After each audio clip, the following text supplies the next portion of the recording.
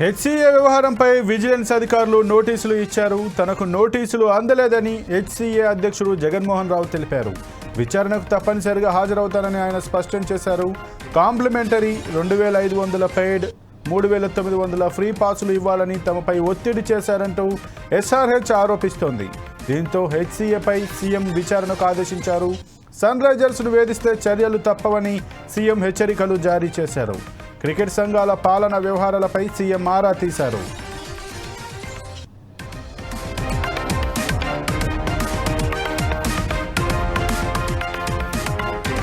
ఇక ఈ విషయంపై మరింత సమాచారం మా ఇన్పుట్ ఎడిటర్ శ్రీనివాస్ అందిస్తారు. శ్రీనివాస్, చెప్పండి, ఏదైతే ఆ హెచ్సీఏ అండ్ ఎస్ఆర్హెచ్కి మధ్య ఏదైతే వివాదం నడుస్తుందో దానిపైన జగన్మోహన్ రావుకి, హెచ్సీఏ అధ్యక్షుడు జగన్మోహన్ రావుకి అయితే నోటీసులు ఇచ్చానంటూ విజిలెన్స్ అధ్యక్షుడు చెప్తున్నారు. దీని గురించి మీ దగ్గర ఉన్న సమాచారం ఏంటి?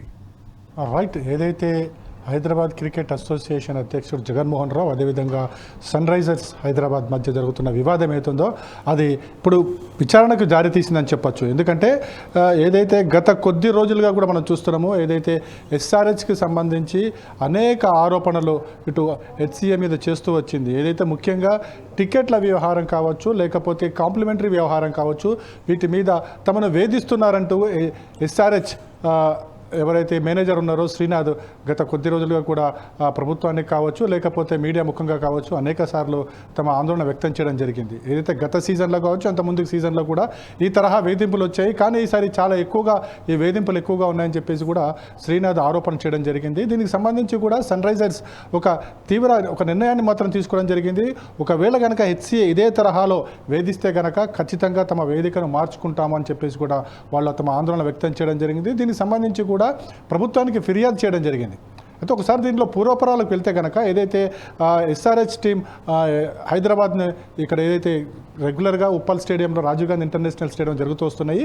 అయితే ప్రతిసారి కూడా ఎస్ఆర్హెచ్తో ఏదైతే హెచ్సీఏ చేసుకున్న ఒప్పందం ప్రకారం ఒక 50 కాంప్లిమెంటరీ పాసులు ఇవ్వాలి అని చెప్పేసి కూడా, కొన్ని ఉచిత పాసులు ఇవ్వాలని చెప్పేసి కూడా ఒక ఒప్పందం చేసుకోవడం జరిగింది. కానీ ఆ ఒప్పందానికి మించి తమపై ఒత్తిడి తీసుకొస్తున్నారు, అధిక పాసులు ఇవ్వాలని చెప్పేసి కూడా వాళ్ళు తమ మీద ఒత్తిడి తీసుకొస్తున్నారని చెప్పేసి ఎస్ఆర్హెచ్ ఆరోపిస్తుంది. ముఖ్యంగా ఏదైతే 50 కాంప్లిమెంటరీ పాసులు రెగ్యులర్గా ఎస్ఆర్హెచ్ అంటే బాక్స్ కాంప్లిమెంటరీస్ ఉంటాయి, వీటిని కూడా హెచ్సీఏకి కాంప్లిమెంటరీగా ఇస్తూ వచ్చింది. కానీ హెచ్సీఏకి ఇవి సరిపోకుండా 2900 పెయిడ్ పాసులు ఇవ్వాలని చెప్పేసి, అదేవిధంగా 3900 ఫ్రీ పాసులు ఇవ్వాలని చెప్పేసి హెచ్సీఏ అధ్యక్షుడు జగన్మోహన్ రావు తమను వేధిస్తున్నారని చెప్పేసి ఏదైతే ఎస్ఆర్హెచ్ మేనేజర్ శ్రీనాథ్ ఆరోపించడం జరిగింది. దీనికి సంబంధించి కూడా ఒక ఫిర్యాదు కూడా చేయడం జరిగింది. ముఖ్యమంత్రి దీనికి సంబంధించి కూడా ఒక విచారణ ఆదేశించడం జరిగింది. ఎందుకంటే ముఖ్యంగా హెచ్సీఏలో జరుగుతున్న రాజకీయ పరిణామాలు ఏంటి, హెచ్సీఏలో జరుగుతున్న ఈ పాలనా వ్యవహారమైన పరిణామాలు ఏంటన్న దాని మీద కూడా ముఖ్యమంత్రి ఆరా తీయడం జరిగింది. అందుకోసమే ఏదైతే ఎస్ఆర్హెచ్ చేసిన ఫిర్యాదు అవుతుందో ఆ ఫిర్యాదుకు సంబంధించి విచారణ జరపాల్సిందిగా విజిలెన్స్ డీజీ శ్రీనివాసరెడ్డికి ఆదేశాలు జారీ చేయడం జరిగింది. ఆదేశాలు జారీ చేసిన వెంటనే శ్రీనివాసరెడ్డి కూడా రంగంలోకి దిగారు. తన టీంను తీసుకుని ముఖ్యంగా ఏదైతే ఆరోపణలు ఎదుర్కొంటున్న జగన్మోహన్ రావుకి నోటీసులు అందజేయాలని చెప్పేసి కూడా డీజీ విజిలెన్స్ నిర్ణయించడం తీసుకోవడం జరిగింది.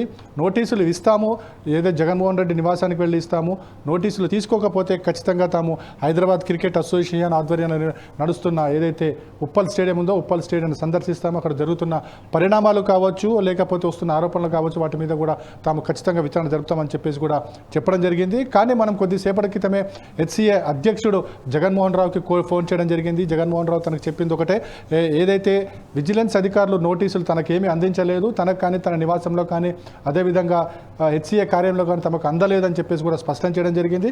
ఒకవేళ విచారణ కనుక ఆదేశించి నోటీస్ ఇస్తే కనుక ఖచ్చితంగా తనను విచారణకు వెళ్తానని చెప్పేసి కూడా ఆయన స్పష్టం చేయడం జరిగింది. మొత్తానికి చూసుకుంటే కనుక ఏదైతే హెచ్సీఏ ఎస్ఆర్హెచ్ల మధ్య నలుగుతున్న ఈ వ్యవహారం, టికెట్ల వ్యవహారం ఏదైతుందో అది మొత్తానికి ఇటు క్రికెట్ అభిమానులు మాత్రం ఒక ఆందోళన రేకెత్తించగలిగి ఉంది. ఎందుకంటే ఒకవేళ కనుక ఎస్ఆర్హెచ్ టీం ఇక్కడ నుంచి వెళ్ళిపోతే కనుక హైదరాబాద్కి సంబంధించి, తెలంగాణకు సంబంధించి ఏదైతే టీం ఉందో ఆ టీం లేకుండా పోతుందనే ఒక ఆందోళన అయితే క్రికెట్ అభిమానులు నెలకొని ఉందని చెప్పొచ్చు. మొత్తానికైతే ఈ వ్యవహారాన్ని రాష్ట్ర ప్రభుత్వం సీరియస్గా తీసుకుంది. ఒకవేళ కనుక ఇలాంటి అవకతవకలు కానీ, ఇలాంటి బ్లాక్మెయిల్ రాజకీయాలు కానీ జరిగితే ఖచ్చితంగా వారి మీద చర్య ఉంటుందని చెప్పేసి కూడా ముఖ్యమంత్రి చెప్పకనే చెప్పారు. అయితే శ్రీనివాస్, మనకు తెలుసు హెచ్సి అంటేనే గత వివాదాలకు ఒక వేదిక, వివాదాలకు చిరునామాగా ఉంటుంది. అయితే ముఖ్యంగా ఎస్ఆర్హెచ్ ఐపీఎల్ సీజన్లో గత 2 ఐపీఎల్ సీజన్ నుంచి జగన్మోహన్ రావు అయితే వేధిస్తున్నారని చెప్తున్నారు. ఇక ఈ సీజన్లో మాత్రం ఏదైతే కార్పొరేట్ బాక్స్, ఏదైతే F3 బ్లాక్ని పోయిన మ్యాచ్లో మాత్రం గత మ్యాచ్లో కూడా పాసులు ఇవ్వలేదంటూ దానికి లాక్ వేశారంటూ కూడా ఎస్ఆర్హెచ్ ఆరోపించింది. ముఖ్యంగా ఈ యొక్క కార్పొరేట్ బ్లాక్లు ఏవైతే ఉన్నాయో వాటిని తన యొక్క వ్యక్తిగత పరిచయాలను పెంచుకోవడం కోసమే జగన్మోహన్ రావు వీటిని వినియోగిస్తున్నాడు అంటూ కూడా కొన్ని ఆరోపణలతో వస్తున్నాయి. దీన్ని మనం ఏ రకంగా చూడొచ్చు? రైట్ సంపత్, ఇక్కడ మనం చూడాల్సింది ఒకటి, ఏదైతే ఎస్ఆర్హెచ్ ఆరోపణలు చేస్తుంది దీనికి సంబంధించి కూడా జగన్మోహన్ రావు తన ఏదైతే వివరణ ఇవ్వడం కూడా జరుగుతుంది. అయితే ఒక్కసారి మనం ఆలోచించాల్సిన అవసరం ఉంది. అంటే ఇటు మనం హెచ్సిఏని పక్కకు పెట్టి అదేవిధంగా ఎస్ఆర్హెచ్ని పక్కకు పెట్టి కనుక ఆలోచిస్తే కనుక ఏదైతే హైదరాబాద్లో క్రికెట్ జరుగుతున్నప్పుడు హైదరాబాద్లో వీఐపీల సంఖ్య చాలా ఎక్కువగా ఉంటుంది. ఇటు ముఖ్యమంత్రి కార్యాలయం కావచ్చు, లేకుంటే మంత్రుల కార్యాలయం కావచ్చు, ఎమ్మెల్యేలు కావచ్చు, అధికారులు కావచ్చు, ఇలా చాలామంది ఇక్కడ హైదరాబాద్ చుట్టుపక్కల ప్రాంతాల్లో నివాసాలు ఉంటాయి. ఒకవేళ క్రికెట్ జరిగితే కనుక ఖచ్చితంగా వీళ్ళ నుంచి ఒత్తిడి వస్తుంది, తమకు పాసులు కావాలని చెప్పేసి. ఈ పాసులు కావాలని చెప్పేసి ఎవరిని అప్రోచ్ కావాల్సి ఉంటుంది? హెచ్సిఏని అప్రోచ్ కావాల్సి ఉంటుంది. హెచ్సిఏ అధ్యక్షుడు కావచ్చు, కార్యదర్శులు కావచ్చు, ట్రెజరీ కావచ్చు, మొత్తంగా హెచ్సిఏ బృందాన్ని అప్రోచ్ కావాల్సిన అవసరం ఉంది.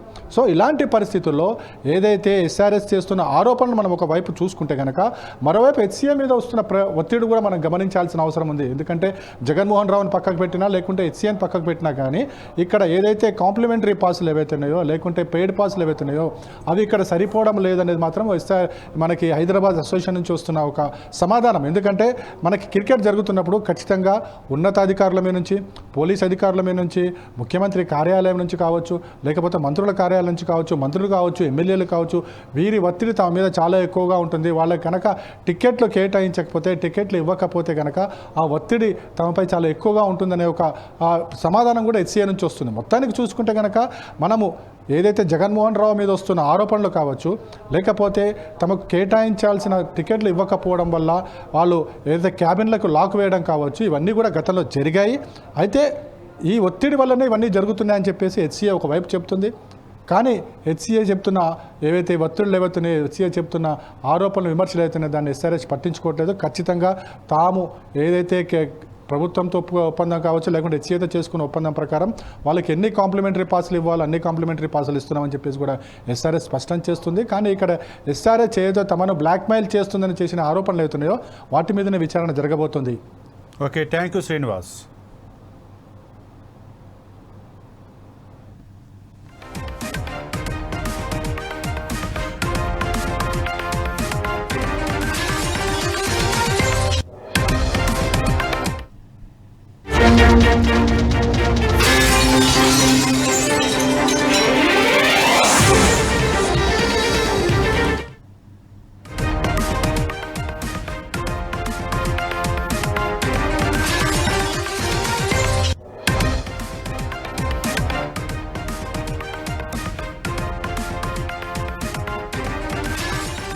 మహబూబాబాద్లో దారుణం చోటు చేసుకుంది. ఓ వ్యక్తిని గొడ్డలితో నరికి హతమార్చారు. ఈ ఘటన మున్సిపాలిటీ పరిధిలోని భజన తండా శివారులో జరిగింది. మృతుడు పార్థసారథిగా పోలీసులు గుర్తించారు. దంతాలపల్లిలోని మహాత్మా జ్యోతిబా పూలే స్కూల్లో హెల్త్ సూపర్వైజర్ పార్థసారథి పనిచేస్తున్నట్లు తెలిపారు. భద్రాచలం నుంచి గురుకుల పాఠశాలకు డ్యూటీకి వెళ్తుండగా హత్య జరిగినట్లు చెప్పారు. దీనిపై కేసు నమోదు చేసిన పోలీసులు దర్యాప్తు చేపట్టారు.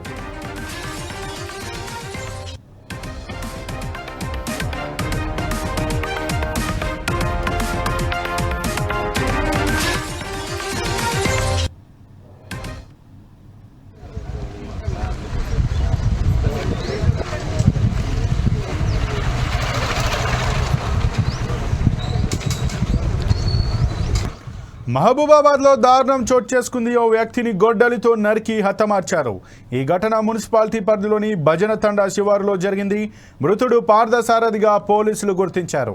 దంతాలపల్లిలోని మహాత్మా జ్యోతిబా పూలే స్కూల్లో హెల్త్ సూపర్వైజర్గా పార్థసారథి పనిచేస్తున్నట్లు తెలిపారు. భద్రాచలం నుంచి గురుకుల పాఠశాలకు డ్యూటీకి వెళ్తుండగా హత్య జరిగినట్లు చెప్పారు. దీనిపై కేసు నమోదు చేసిన పోలీసులు దర్యాప్తు చేపట్టారు.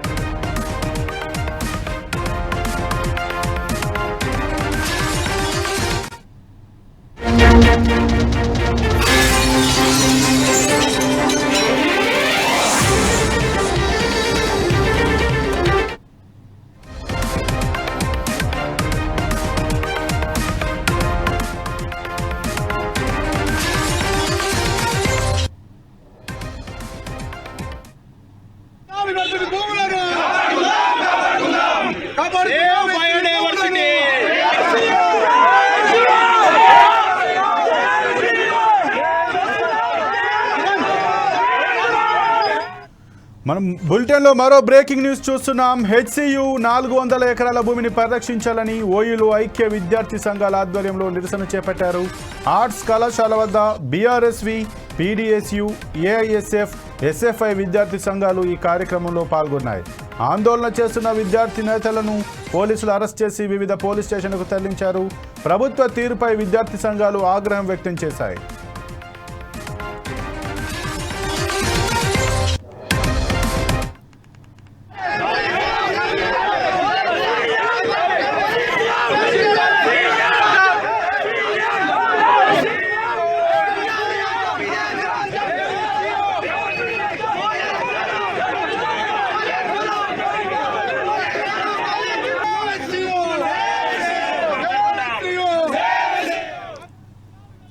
హెచ్సియు 400 ఎకరాల భూమిని పరిరక్షించాలని ఓయూలో ఐక్య విద్యార్థి సంఘాల ఆధ్వర్యంలో నిరసన చేపట్టారు.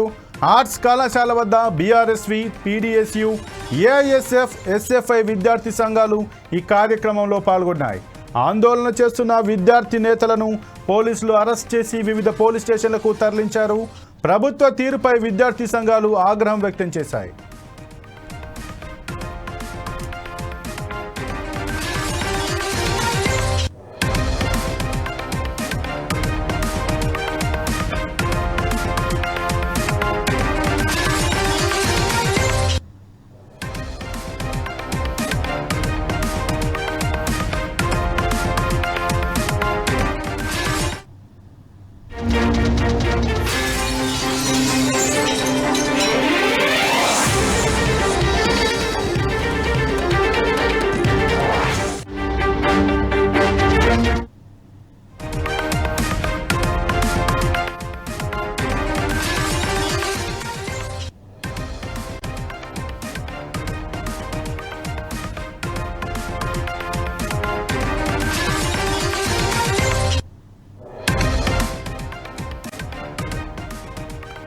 హైదరాబాద్ అరుంధతి కాలనీలో రోడ్డు ప్రమాదం జరిగింది. తెల్లవారుజామున కారు అదుపు తప్పి కరెంటు స్తంభాన్ని ఢీకొట్టింది. ఎయిర్ బెలూన్స్ ఓపెన్ అవ్వడంతో ప్రాణ నష్టం తప్పింది. ప్రమాద సమయంలో కారులో 3 యువకులు ప్రయాణిస్తున్నారు. ఘటనా స్థలాన్ని పరిశీలించిన పోలీసులు దర్యాప్తు చేపట్టారు.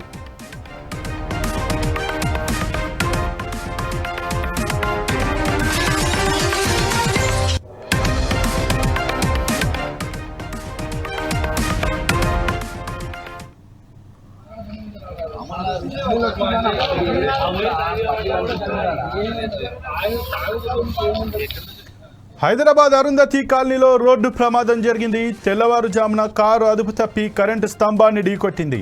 ఎయిర్ బెలూన్స్ ఓపెన్ అవ్వడంతో ప్రాణ నష్టం తప్పింది. ప్రమాద సమయంలో కారులో 3 యువకులు ప్రయాణిస్తున్నారు. ఘటనా స్థలాన్ని పరిశీలించిన పోలీసులు దర్యాప్తు చేపట్టారు.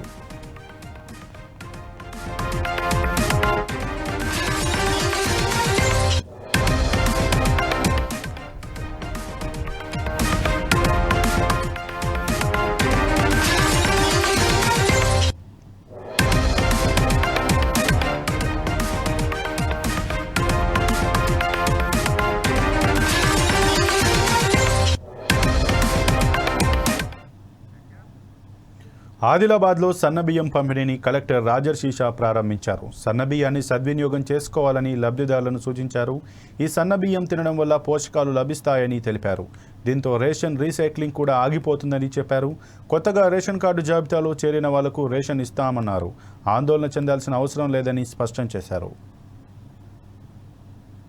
వారి ఆదేశాల మేరకు మొన్న వారు సూర్యాపేట జిల్లాలో ఇట్లా సన్నా బియ్యం మనం రేషన్ షాప్ ద్వారా స్టార్ట్ చేయాలి. ఆ కార్యక్రమం స్టార్ట్ చేసి ఈరోజు ప్రతి ఒక్క జిల్లాలో ఈరోజు మన రేషన్ షాప్ నుంచి ప్రతి ఒక్క రేషన్ కార్డ్ హోల్డర్కి వాళ్ళకి ఉన్న యూనిట్స్కి మళ్ళీ ఈ రోజు నుంచి సన్నా బియ్యం పంపిణీ జరుగుతుంది.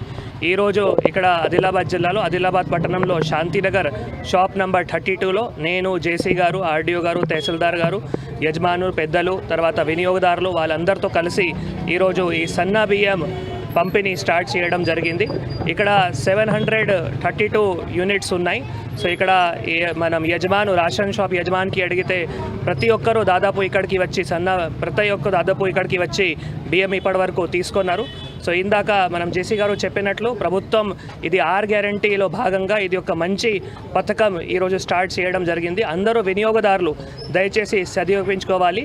ఈ సన్న బియ్యంతో మనకి ప్రభుత్వంకి 2-3 రకాలు బెనిఫిట్ అవుతాయి, వినియోగదారులు కూడా బెనిఫిట్ అవుతాయి. ఒకటి ఆరోగ్యం కానీ న్యూట్రిషన్ కానీ అది మంచి వారికి చేయడానికి అవకాశం ఉంటుంది. తర్వాత ఈ రీసైక్లింగ్ ఏవైతే దొడ్డు బియ్యం ఉన్నప్పుడు ఏవైతే రీసైక్లింగ్ కొన్ని ప్లేసెస్లో ఎక్కడ జరిగింది అవి కూడా చాలా వరకు తగ్గించడానికి కూడా అవకాశం ఉంటుంది. కాబట్టి ఇటు మనం రేషన్ షాప్ యజమానులు కానీ అటు వినియోగదారులు కానీ కలిసి తర్వాత అధికారులు కానీ సివిల్ సప్లైస్ డిపార్ట్మెంట్ కానీ కూడా అందరూ కలిసి ఈ ప్రోగ్రామ్ని కూడా విజయవంతంగా చేయాలి నేను అందరికీ కూడా కోరుతున్నాము.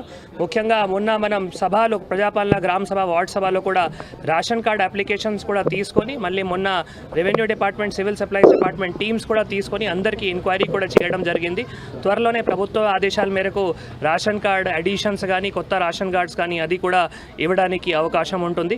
ముఖ్యంగా ఇంకొక కీలకమైన సూచన రాజీవ్ యువ వికాసం చాలా ఇంపార్టెంట్ ప్రోగ్రాము. ప్రభుత్వం ఒక ఈ నిరుద్యోగుల యూత్ ఎవరైతే ఉన్నారో వాళ్ళకి పల్నాడు నరసరావుపేటలో సినీ నటుడు నందమూరి కళ్యాణ్ రామ్ సందడి చేశారు. అర్జున్ సన్ ఆఫ్ వైజయంతి తొలిపాటను పల్నాడులో విడుదల చేశారు. ఈ సందర్భంగా అభిమానులు భారీగా పాల్గొన్నారు. పల్నాడులో తొలి సాంగ్ లాంచ్ చేయడం సంతోషంగా ఉందని కళ్యాణ్ రామ్ తెలిపారు.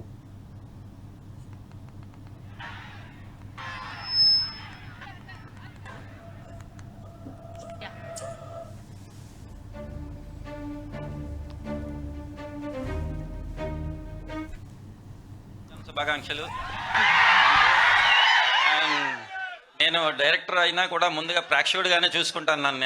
నేను ఇక్కడ ఉన్నానంతే, మీకు నాకు తేడా ఏం లేదు. ఎందుకంటే ఇదే థియేటర్లో మాస్క్ ఇలాగ గోలలు చేసి సినిమా చూసినోడే నందమూరి అభిమానులు కళ్యాణ్ గారిని ఎలా చూద్దామని ఎక్సైట్ అవుతారో ఈ సినిమాలో అలా ఉంటారు. ఎగ్జాంపుల్ చెప్పాలంటే మీ పల్నాడు పౌరుషం మొత్తం ఈ క్యారెక్టర్లో ఉంటుంది.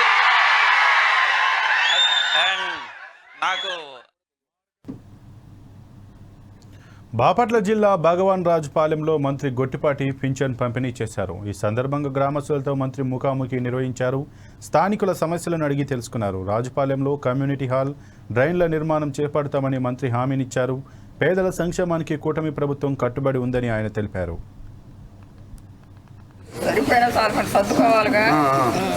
రాష్ట్రంలో కూడా డబ్బులు అంతే ఉంది.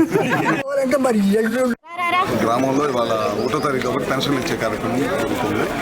ఇది ఎలా ఉందా, కాలనీలో ఏంది పరిస్థితి అని ఒకసారి చూడటానికి వచ్చాను. పెన్షన్లు ఇవ్వటమే కాకుండా కొంతమంది పెన్షన్ రాని వాళ్ళు ఉన్నారు, చిన్నపిల్లలు వికలాంగులు ఉన్నారు, పిల్లలు వాళ్ళ పెన్షన్ రావట్లేదని చెప్పాను. కొన్ని సమస్యలు చేసి డ్రైనేజ్ సమస్యలు ఇట్లాంటి చిన్నవి ఉన్నాయి. తప్పకుండా రాబోయే రోజుల్లో వాటిని కూడా క్లియర్ చేస్తాం. గ్రామంలో ఇవాళ 1వ తారీఖు కాబట్టి పెన్షన్లు ఇచ్చే కార్యక్రమం జరుగుతుంది. ఇది ఎలా ఉందా, కాలనీలో ఏంది పరిస్థితి అని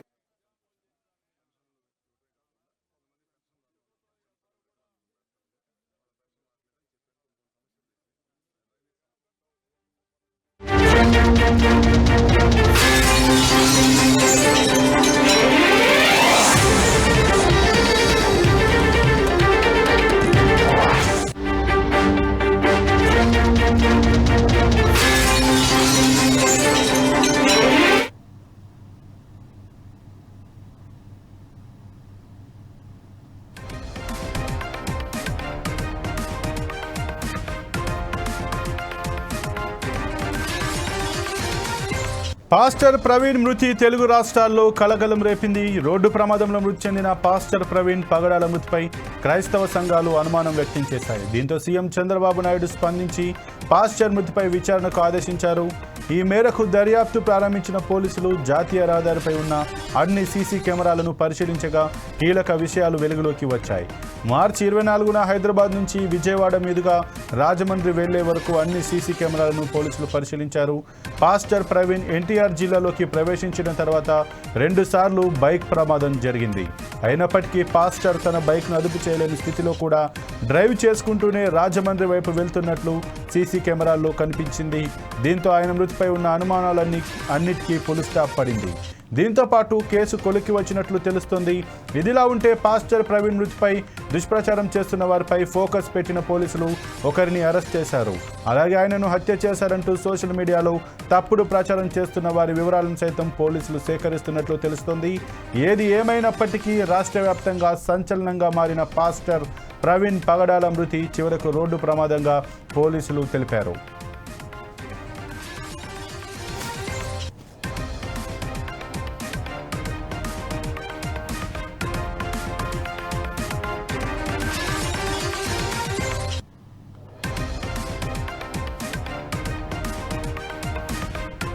పాస్టర్ ప్రవీణ్ మృతి తెలుగు రాష్ట్రాల్లో కలకలం రేపింది. రోడ్డు ప్రమాదంలో మృతి చెందిన పాస్టర్ ప్రవీణ్ పగడాల మృతిపై క్రైస్తవ సంఘాలు అనుమానం వ్యక్తం చేశాయి. దీంతో సీఎం చంద్రబాబు నాయుడు స్పందించి పాస్టర్ మృతిపై విచారణకు ఆదేశించారు. ఈ మేరకు దర్యాప్తు ప్రారంభించిన పోలీసులు జాతీయ రహదారిపై ఉన్న అన్ని సీసీ కెమెరాలను పరిశీలించగా కీలక విషయాలు వెలుగులోకి వచ్చాయి. మార్చి 24న హైదరాబాద్ నుంచి విజయవాడ మీదుగా రాజమండ్రి వెళ్లే వరకు అన్ని సీసీ కెమెరాలను పోలీసులు పరిశీలించారు. పాస్టర్ ప్రవీణ్ ఎన్టీఆర్ జిల్లాలోకి ప్రవేశించిన తర్వాత 2 సార్లు బైక్ ప్రమాదం జరిగింది. అయినప్పటికీ పాస్టర్ తన బైక్ను అదుపు చేయలేని స్థితిలో కూడా డ్రైవ్ చేసుకుంటూనే రాజమండ్రి వైపు వెళ్తున్నట్లు సీసీ కెమెరాల్లో కనిపించింది. దీంతో ఆయన మృతిపై ఉన్న అనుమానాలన్నీ ఫుల్ స్టాప్ పడింది. దీంతో పాటు కేసు కొలిక్కి వచ్చినట్లు తెలుస్తుంది. ఇదిలా ఉంటే పాస్టర్ ప్రవీణ్ మృతిపై దుష్ప్రచారం చేస్తున్న వారిపై ఫోకస్ పెట్టిన పోలీసులు ఒకరిని అరెస్ట్ చేశారు. అలాగే ఆయనను హత్య చేశారంటూ సోషల్ మీడియాలో తప్పుడు ప్రచారం చేస్తున్న వారి వివరాలను సైతం పోలీసులు సేకరిస్తున్నట్లు తెలుస్తోంది. ఏది ఏమైనప్పటికీ రాష్ట్ర వ్యాప్తంగా సంచలనంగా మారిన పాస్టర్ ప్రవీణ్ పగడాల మృతి చివరకు రోడ్డు ప్రమాదంగా పోలీసులు నిర్ధారించారు.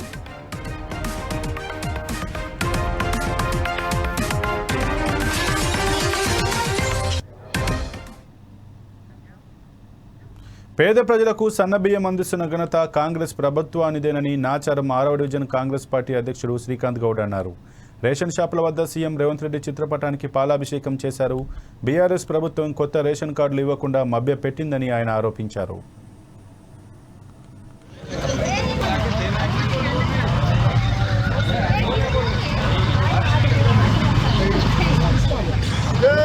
ఉప్పల్ కాన్స్టిట్యున్సీలో నాచారం 6 డివిజన్లో మా సీనియర్ కాంగ్రెస్ తరఫున ఏదైతే కార్యక్రమం చేయాలో మా గౌరవనీయులు పెద్దలు మా రేవంత్ రెడ్డి గారు ప్రవేశపెట్టిన ప్రజాపాలనలో అమూల్యమైన పథకం పేదలకు 6 కిలో బియ్యం అనేది నిజంగా పేదలు ఎంతో సంతోషకరంగా ఉన్నారు.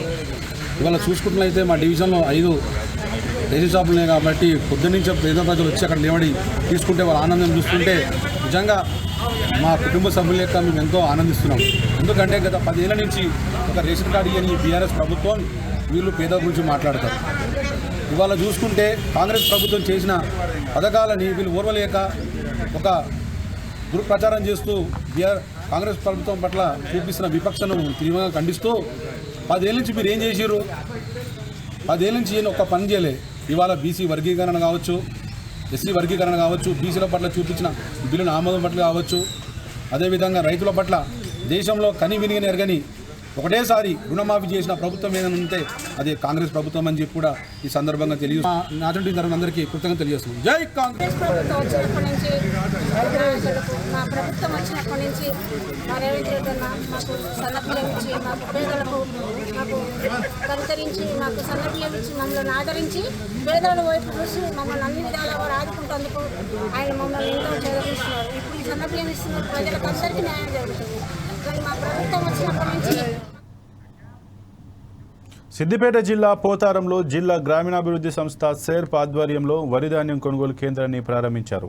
ఈ కార్యక్రమంలో మంత్రి పొన్నం ప్రభాకర్ పాల్గొన్నారు. వరి ధాన్యం తేమ శాతంను ఆయన పరిశీలించారు.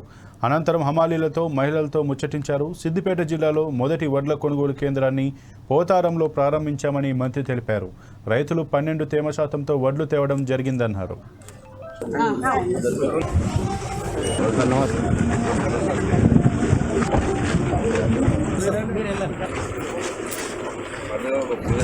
హాజరైనటువంటి ప్రతి ఒక్కరికి పేరు పేరున నమస్కారాలు. వేదిక మీద ఉన్నటువంటి రంజాన్ అనేది అందరికీ పండుగ శుభాకాంక్షలు కూడా. ఈరోజు జిల్లాలో మొదటి కొనుగోలు కేంద్రాన్ని ఇక్కడ ప్రారంభోత్సవం చేసుకున్నాం. రైతు చాలా తేమ శాతంతో 12 తేమ శాతంతో కూడా తేవడం జరిగింది. ఈ సందర్భంగా రైతులందరికీ ఒకటే విజ్ఞప్తి, ఎవరు కూడా పచ్చి వడ్ల పేరు మీద పంట కానీ అమ్ముకునేటువంటి ప్రయత్నం చేయకండి. తప్పకుండా కొనుగోలు కేంద్రానికి తీసుకొస్తే మీకు మద్దతు ధర రావడంతో పాటుగా ఎక్కడ కూడా తూకంలో మోసం లేకుండా డబ్బులకు సంబంధించిన పేమెంట్ విషయంలో కూడా ఎక్కడ ఇబ్బంది జరగకుండా జరుగుతూ ఉంటుంది.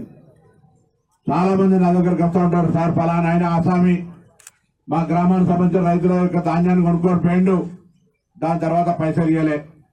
ఇటువంటి సంఘటనలు చాలా వస్తూ ఉంటాయి. కాబట్టి అటువంటిది రాకుండా ఉండాలంటే ప్రభుత్వమే నేరుగా మీతోటి ధాన్యం కొనుగోలు చేస్తూ ఉంది.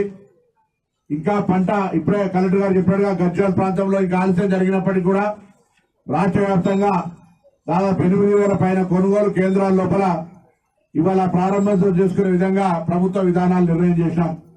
కొన్ని జాగాల పంట రాకపోతే ఆలస్యం అవుతుండొచ్చు కొనుగోలు కేంద్రాలు ప్రారంభం, కానీ ప్రభుత్వ విధానం మాత్రం ఏప్రిల్ 1 నుంచి రాష్ట్ర వ్యాప్తంగా వరి పండించిన ధాన్యాన్ని కొనుగోలు చేయడానికి ప్రభుత్వం సిద్ధంగా ఉంది అని కొనుగోలు కేంద్రాలను ప్రారంభోత్సవం చేసుకుంటా ఉన్నాం. ఈ రోజు ఈ అవకాశాన్ని రైతులతో ఉపయోగించుకోండి. తప్పకుండా రైతులకు సంబంధించి భవిష్యత్తులో ఇంకా అనేక ప్రయోజనాలు కలిగే విధంగా నిర్ణయం తీసుకుంటుందనే మాట మనవి చేస్తా ఉన్నాం. సన్న వడ్లకు సంబంధించి 500 రూపాయల బోనస్ కావచ్చు, లేదా ఇతరత్ర అగ్రికల్చర్ పనిముట్లకు కూడా వ్యవసాయ శాఖ తరఫున కొన్ని కార్యక్రమాలు జరుగుతాయని అందరూ కూడా భాగస్వాములై తీసుకొని మండల సమైక్యాల ద్వారా కానీ ఇతర రైతులందరికీ ఉపయోగపడే విధంగా ఉండాలని సందర్భంగా కోరుకుంటూ,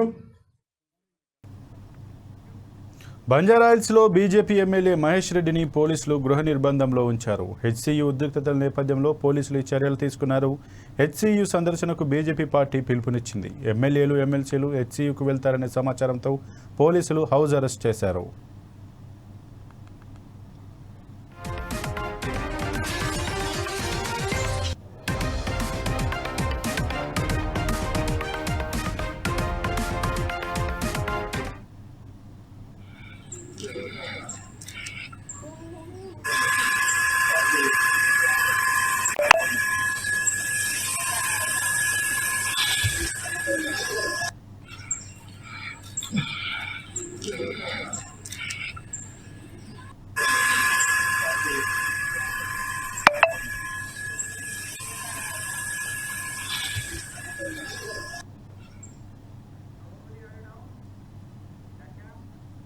ఇక ఇవి ఇప్పటివరకు బులెటిన్లో ఉన్న అప్డేట్స్. మరిన్ని అప్డేట్స్ కోసం చూస్తూనే ఉండండి 4 Sides TV.